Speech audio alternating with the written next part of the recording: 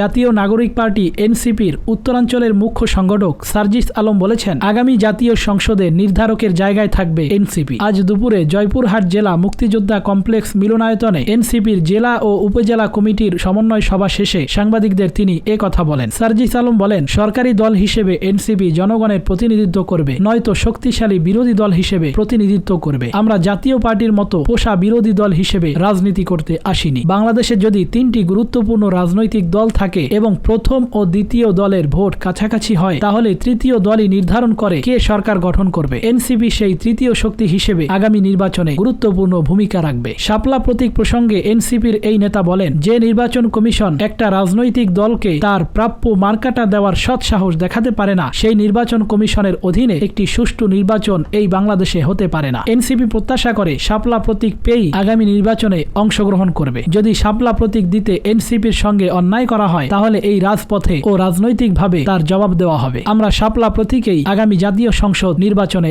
অংশ নেব। সার্জিস আলম বলেন, আগামী 2 মাসের মধ্যে জয়পুরহাট জেলা ও উপজেলার সব পর্যায়ের কমিটি গঠন শেষ করা হবে। আগামী জাতীয় সংসদ নির্বাচন ঘিরে দলকে আরো শক্তিশালী করার কাজ চলছে। প্রিয় দর্শক, আপনার কি মনে হয়, এনসিপি কি আগামী নির্বাচনে এই রকম ভূমিকা রাখতে পারবে? এখনই জানান কমেন্টের ঘরে। আর এই চ্যানেলে নতুন হয়ে থাকলে সাবস্ক্রাইব করুন। আর আগে থেকে যারা সাবস্ক্রাইব করেছেন তাদেরকে অসংখ্য ধন্যবাদ।